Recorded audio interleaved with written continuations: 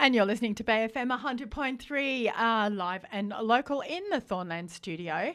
And I am now in the studio with Michelle Worthington. Hello, Michelle. Again. Hello, and happy birthday for yesterday. Oh, thank you so much. So, Michelle, welcome back. Let's just recap a little bit here for those people who didn't hear a few things about you, say, I think it might have been 3 weeks ago. Mm-hmm. Was it 3 weeks ago? Yeah, okay.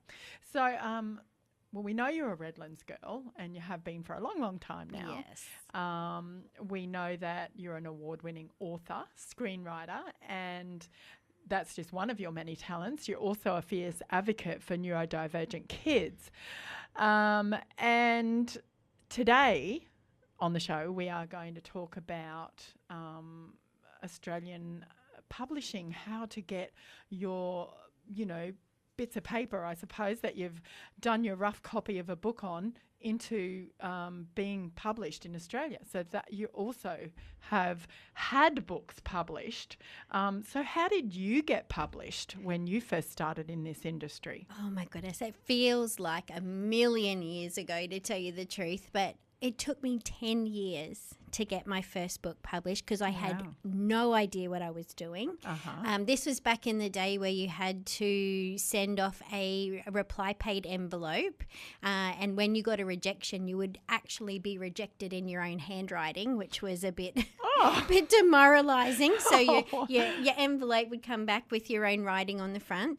Things have changed so much since then, and I think one of my passions is making sure that people don't make the same mistakes that I did and be able to get published a lot quicker than I did as well. So if I asked you what some of those mistakes were? Yeah, absolutely. So I think one of the mistakes that I made was only submitting to one publisher at a time. So it is actually okay to submit to more than one publisher at a time. So because I submitted to one, it sometimes took 12 months to get an answer back from a publisher. And all that time you're waiting, and then you get your personalised addressed rejection in the mail. So it's a bit different these days. Sometimes you don't even get a rejection, you just get totally ghosted by publishers. So yeah, it's definitely it's a fishing game now. You've got to have lots of rods in the water. Okay.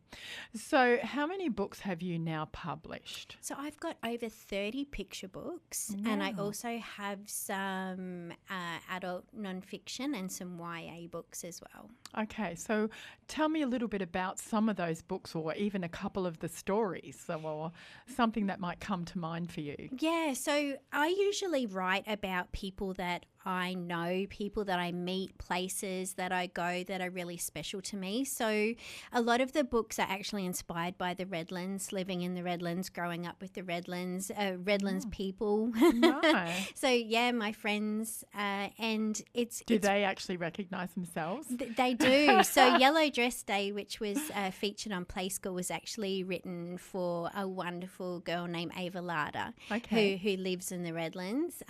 So it features her and her mum and her puppy. So yeah, there's lots of locals who end up being characters in my stories. Oh, fabulous. And so what age group are you targeting when you actually do your children's books? Absolutely. So my happy place would be children who are like pre-prep. So the year before prep, and then up to maybe grade 2, grade 3. That's the genre of picture books that I love. But I've written books from 0 all the way up to 99. I think picture books are those wonderful things that you never really grow out of picture books. Right. I think you can be any age, and you can go into a library and pick up a picture book and just get as much joy out of it. Now, do you also do animated books? So I have had some of my picture books animated and on YouTube, and also my alter ego Fairy Belle. So Fairy Belle is a book fairy, and she reads stories for kids on YouTube. So not all kids have access to books. Yeah. Books are getting really expensive now too to buy. Yeah. We've got amazing libraries here in the Redlands and amazing teachers who give access to books, but not all kids actually have access to physical books. So I wanted to make sure that there was a way that they could still have access to my stories. So Fairy Bell reads my stories on YouTube. Oh, okay. So, so how much has the publishing industry changed since COVID? Oh, so much, so much. So you no longer have to reject yourself by a reply paid envelope. Everything now is done via email and online. Mm-hmm. This has had a good impact and also a negative impact. So it is a lot easier and it's a lot more accessible for people to submit their stories.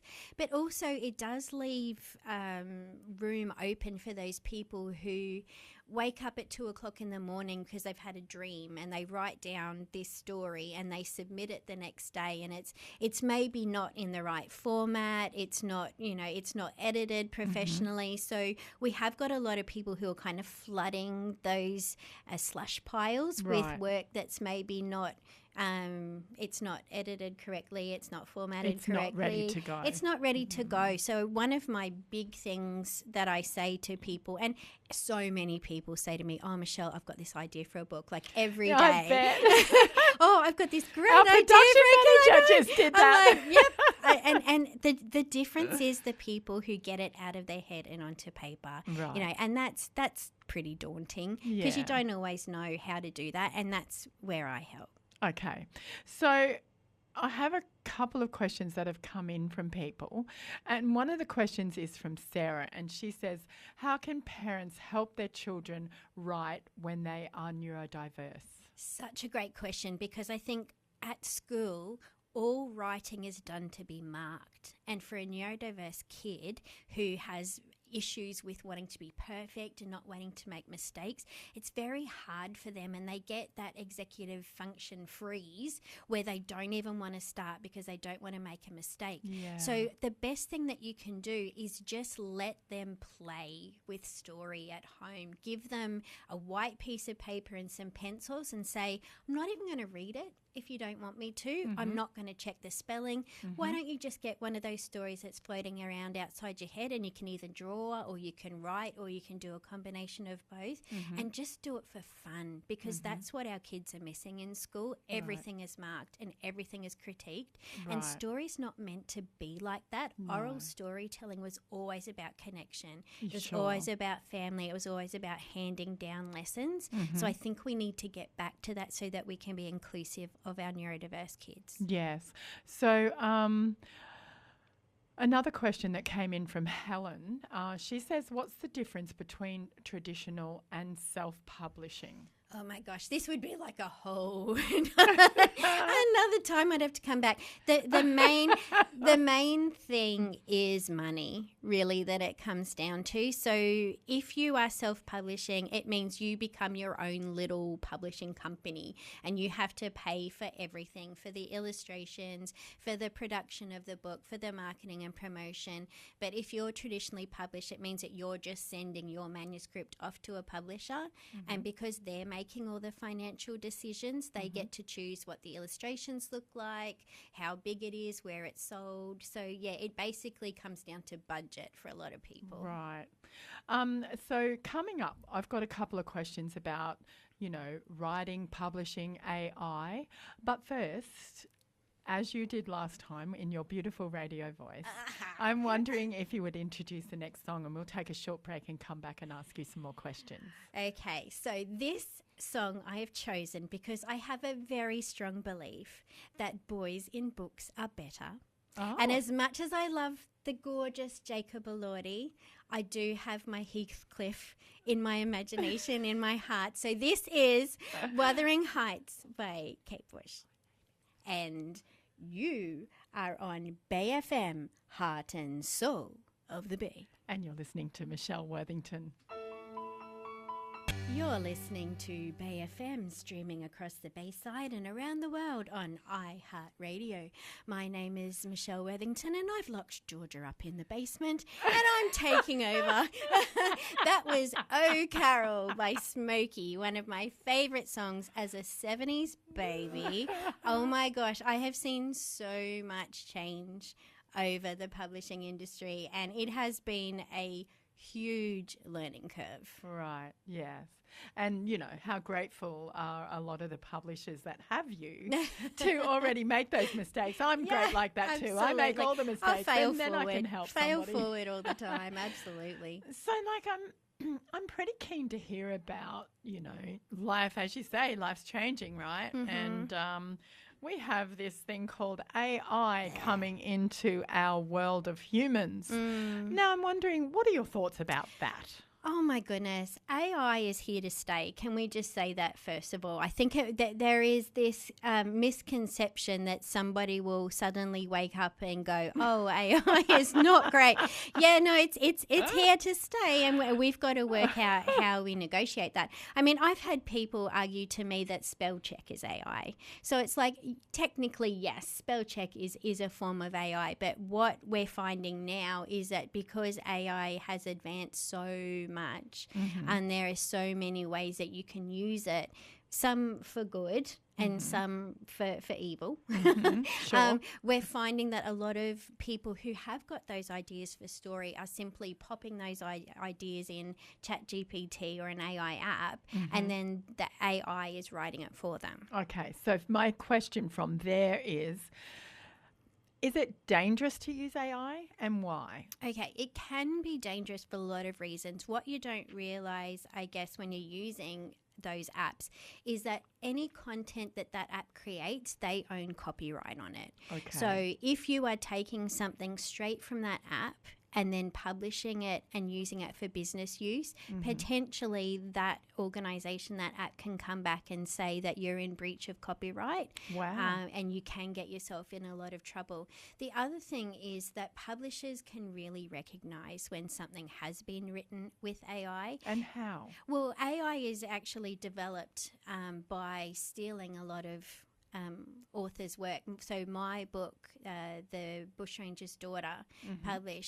traditionally published with Big Sky Publishing, was one of the books that was used to train AI how to write specific genres of books. Right. Now, none of the authors got paid for any of that. That was basically, they took our work and they input it into the algorithm, the AI, and taught AI how to then respond to prompts about write me a chapter book, write me a picture book, write me a YA novel.